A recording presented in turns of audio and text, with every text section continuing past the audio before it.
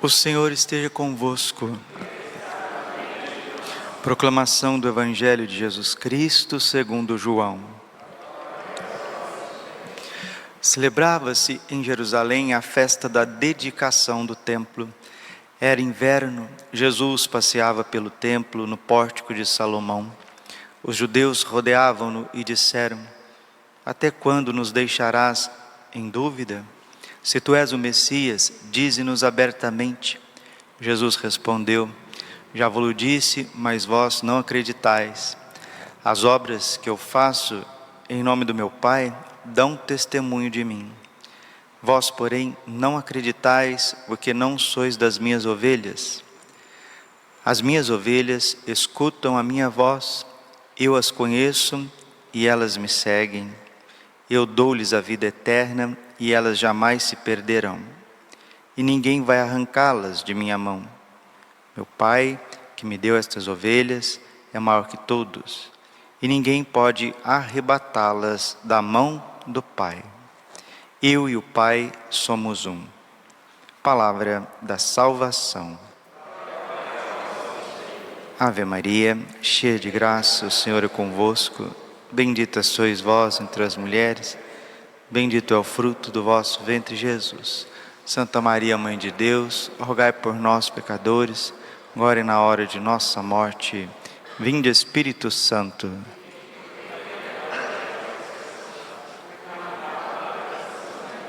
Nossa amadíssima Jesus, manso e humilde de coração. O Papa São Paulo VI, ele diz assim, que não tem solução fácil para problema difícil. Às vezes a gente quer soluções práticas, fáceis, para um problema muito complexo. Existir, estar nesse mundo e buscar a salvação não é difícil, mas por conta da nossa natureza caída, se torna algo muito complexo nos problemas do dia a dia. São Felipe Neri, ele dizia que o Evangelho é muito difícil, porque ele é muito simples. No fundo, o que nós mais precisamos é se abrir ao amor de Deus e amar de volta.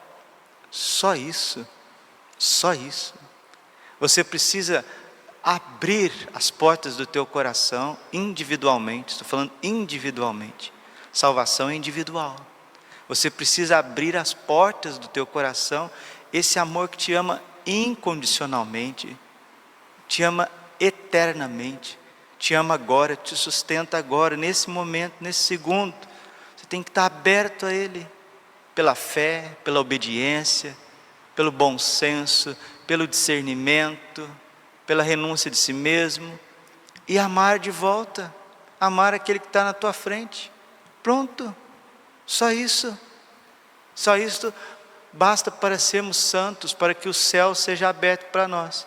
Só que infelizmente, por conta da complexidade humana, das vicissitudes desta vida, das nossas complicações, nós tornamos aquilo que seria mais prazeroso, que é se abrir ao amor e amar algo que parece intransponível, algo que parece uma missão impossível, e não é nada disso. Então, queridos, nós percebemos claramente que Jesus tem muitas ovelhas. Tem ovelhas indiferentes, ovelhas que estão distantes. Até um tempo atrás, o Brasil tinha mais ou menos 90% da sua população era católica. Até um tempinho atrás, década de 50, 60, 90% do Brasil era católico. Isso tem abaixado, né? Hoje é por volta de 60, 65. O mundo, o planeta Terra, que tem por volta de 7,5 bilhões de habitantes. Quantos são os católicos? Em média de 1 bilhão de católicos. Mas esse número, em muitos lugares crescem. Na África, a evangelização cresce, o catolicismo cresce. Em alguns pontos da Ásia também cresce, mas no restante do mundo decai, está caindo. Hoje nós estamos ouvindo nos Atos dos Apóstolos a expansão da igreja para além da Judéia. A igreja chega em Chipre, chega em Antioquia, vai para o universo helênico, rumando até o coração do império, que é Roma, com o martírio de São Pedro e São Paulo. A igreja ela precisa expandir, a igreja precisa fazer discípulos, batizai em nome do Pai, do Filho e do Espírito Santo, ensinai todas as criaturas aquilo que vos prescrevi. Então é o mandato evangélico, é o mandato missionário. Nosso Senhor Jesus Cristo disse isso, Mateus 28, 18, 19 e 20. Eis que estarei convosco todos os dias até a consumação dos séculos. Pois bem, muitas ovelhas. Desse 1 bilhão de católicos, quantos são indiferentes? Quantos ainda não conhecem o Evangelho? Talvez como você, que viveu anos a fio, sem dar atenção aos mandamentos, aos sacramentos, a uma vida de oração, a liturgia, a participação na Santa Missa, a valorização do corpo e sangue de Cristo. Então, a terra clama por apóstolos, a terra clama por evangelizadores. Esses dias nós ouvimos, a figura do eunuco etíope, que estava lendo o profeta Isaías, mas não compreendia absolutamente nada, e quando Filipe foi arrebatado por um ato prodigioso da graça até a sua carruagem, Filipe perguntou: o que está lendo? Estou lendo um trecho das Sagradas Escrituras dos judeus, mas eu não compreendo absolutamente nada, porque não tem quem me explique. É isso mesmo, o Papa Bento XV dizia isso, que a ignorância religiosa, ela é causa da perda de muitas almas, a ignorância religiosa. E o Papa Leão XIII dizia que é por meio do homem que o homem deve conhecer o caminho da salvação. Então, se tem católicos ainda que não são batizados, desculpe, se não é batizado não é católico, Se tem batizados que não é evangelizado, se tem batizados que ainda não receberam a primeira comunhão, a primeira Eucaristia, não foi crismado, se existe uma multidão de pessoas batizadas que estão vivendo unidas, sem ser casadas, amaziadas, como diz o ditado, como diz no popular. Por que essas pessoas estão assim? Gente, vamos ser bastante claros, vamos ser bastante lógicos, porque elas não são evangelizadas. Mas padre, por que elas não são evangelizadas? Porque aqueles que são incumbidos de fazer isso, em primeiro lugar, os consagrados, o clero, os religiosos, muitas vezes estão sendo solapados por inúmeras tentações, por inúmeras infidelidades, e o Evangelho tem sido muitas vezes na vida dos consagrados obscurecido. Esta é a mensagem de Nossa Senhora de La Salette. O Papa João Paulo II chamava La Salette de o centro e o coração de todas as mensagens marianas, aprovadas pela igreja. A mensagem de La Salette, o fenômeno de La Salette, foi aprovado pela igreja subitamente, e a imagem de Nossa Senhora de La Salette não quer calar uma mãe desolada, com as mãos no rosto, chorando, copiosamente. Ontem, enquanto eu rezava o Santo Rosário, me vinha a figura do Santo Padre, o Papa. Quanto que os papas tiveram que sofrer, porque os papas, todos os papas, o Santo Padre, ele precisa da fidelidade dos cardeais como um esquadrão ao seu lado, como verdadeiros generais, à ordem de uma voz de comando que vem do Espírito Santo, que vem da Trindade. Os bispos são sucessores dos apóstolos nas dioceses, para velar pelo rebanho, para guardar o rebanho. Os párocos são colaboradores diretos dos bispos. Olha como que a igreja, ela é engedrada numa perfeição divina. E os vigários, os padres mais jovens, cheios de energia, cheios de dons e talentos, se entregando na evangelização, se entregando, e assim à medida que as pessoas vão morrendo, os mais velhos vão morrendo, os mais novos vão assumindo os postos, e assim a igreja foi desde Antioquia, desde Jerusalém, desde a Psídia, desde Roma, Corinto, assim a igreja veio crescendo.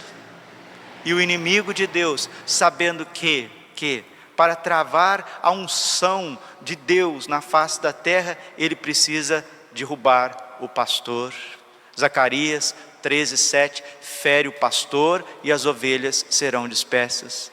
Por isso que a Virgem Maria, queridos, amados, por isso que Nossa Senhora, ela vem socorrendo a igreja de uma forma extraordinária.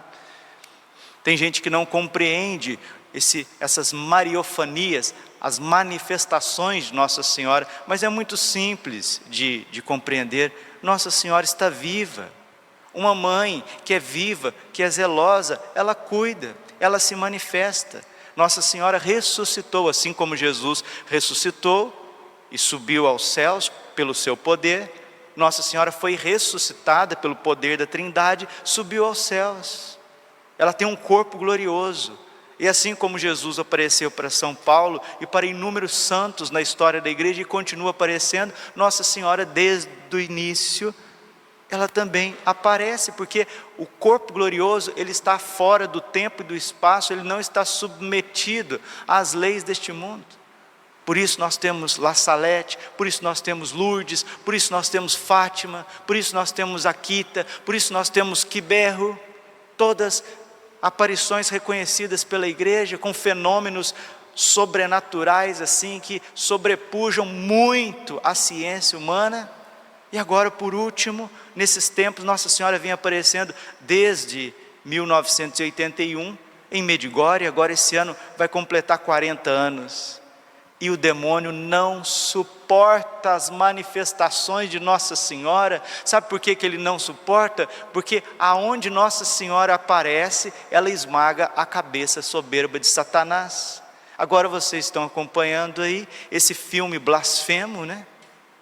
Esse filme blasfemo, usando a figura de Nossa Senhora, um filme meio de terror, de suspense, trash, justamente para blasfemar, para sujar, para manchar aquilo que o inferno inteiro e a maldade dos seres humanos não pode manchar, porque Nossa Senhora é imaculada, ela é resplandecente como um vaso de cristal, ela é mais bela do que a lua, do que o sol, do que as estrelas. Nossa Senhora está viva, Nossa Senhora, o coração imaculado de Maria, reina unido ao coração sacratíssimo de Jesus. E tudo que Nossa Senhora faz na igreja e sempre fez, foi conduzir-nos a Cristo. Ela não é o centro da igreja, Nossa Senhora não é o centro. Nossa Senhora não é o centro da espiritualidade, não é o centro da Bíblia, não é o centro da liturgia, não é o centro da moral. Nossa Senhora conduz, é o papel dela, porque é papel dos humildes desaparecer para que o Senhor apareça. João 3:29, São João Batista, quando viu Jesus, eis o Cordeiro de Deus, aquele que tira o pecado do mundo, de agora em diante, 3:29 e 30, é preciso que eu diminua para que ele apareça. Esse é o mistério da Virgem Maria, essa é a missão de Nossa Senhora. João 2:5, fazei tudo o que ele vos disser, e porque ela é humilde, o Senhor a glorifica cada vez mais, na história, nos séculos, nos dias, nos minutos, nos segundos, na vida de todos nós, na vida deste mundo inteiro, o Senhor a glorifica. Lucas 18:14, porque aqueles que se humilham serão exaltados, e Nossa Senhora, ela está exaltada na glória, e vem socorrendo a igreja, através das suas aparições, manifestações e mensagens. E ela não vem por si só, é a Trindade que envia. E o demônio, que é muito esperto, O demônio que está por trás de todas as revoluções, ele é esperto, mas ele é mau. Ele é sagaz, ele é astucioso, mas ele é mau. O demônio que está por trás de todas as revoluções humanas, Revolução Protestante, Revolução Iluminista, Revolução Racionalista, Revolução Comunista, tecnocrática, o demônio que está por trás de toda a ideologia, todo o bioterrorismo que nós estamos vivendo, é um bioterrorismo. Existe uma máxima dos revolucionários, e os demônios são os revolucionários por excelência, como nos ensina o carmelita, o beato Palau, Francisco Palau, um gigantesco exorcista da igreja carmelita, que saiu do claustro para fundar uma ordem de sacerdotes exorcistas. Inclusive o exorcismo maior de Leão XIII tem influência do beato carmelita Palau, que era um profeta, e viu Deus Nosso Senhor, mostrou para ele, assim como mostrou para a beata não, ela é serva de Deus, Luísa Picarreta, mas se Deus quiser será beatificada por causa das suas obras de piedade, da grande mística Luísa Picarreta. Também Marthe Robin, essa venerável, em processo de beatificação. Nosso Senhor mostrou para esses grandes profetas do nosso tempo, esses gigantes, esses santos, a batalha decisiva que Satanás estaria travando com a Santíssima Virgem. Lembrem, meus irmãos, da entrevista da irmã Lúcia, principal vidente de Fátima, com o padre Fuentes, em 59, no Natal de 59. Saiba, caro padre, o demônio está travando uma batalha decisiva contra a Santíssima Virgem. De agora em diante, ou somos de Deus, ou somos do demônio. Então, esse 1 bilhão de católicos, quantos estão sem o Evangelho? Quantos estão padecendo, não de comida, de bebida, mas da verdade, da doutrina, do amor, da entrega? E Nossa Senhora vem socorrendo, porque ela é mãe do perpétuo socorro, ela vem socorrendo em primeiro lugar o clero ferido, machucado, assim como São Pedro e os apóstolos. E muitas vezes ela é incompreendida, muitas vezes, por todos. E aqueles que vêm, muitos, nós estamos falando dos coitadinhos que não são evangelizados, são batizados, mas não evangelizados. É uma multidão no nosso Brasil, nem se diga, no nosso Brasil, a multidão de batizados não evangelizados, como muitos da nossa família, como muitos de nós fomos por muito tempo. E tem aqueles que vêm à igreja, comungam, confessam, mas desculpe, meus irmãos, esse segundo grupo de ovelhas, eles vivem unicamente por causa dos seus interesses, assim, com um pouquinho, assim, às vezes a cabeça um pouquinho confusa, eles confundem Deus como se fosse um gênio da lâmpada, que tem que resolver os problemas deles, problemas de saúde, problemas financeiros, problemas emocionais, problemas existenciais. Então eles buscam Deus, e buscam até com uma certa intensidade às vezes de final de semana, de um terço diário, mas Deus está sempre ao meu serviço, Deus sempre tem que fazer as coisas por mim o tempo inteiro. Também não é isso.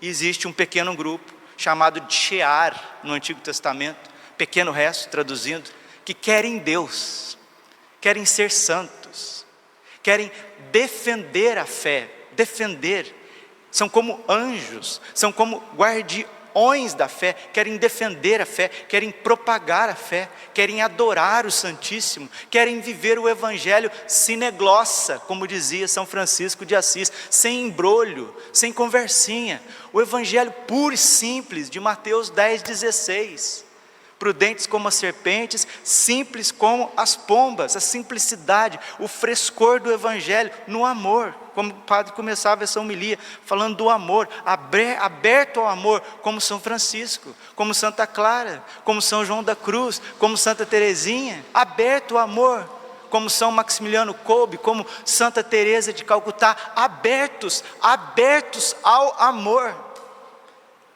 E nós não estaremos abertos ao amor se não formos evangelizados, se não sairmos das trevas, do torpor, ou se ficarmos dentro da igreja querendo que Deus fique nos servindo o tempo inteiro. Isso não é estar aberto ao amor, não é.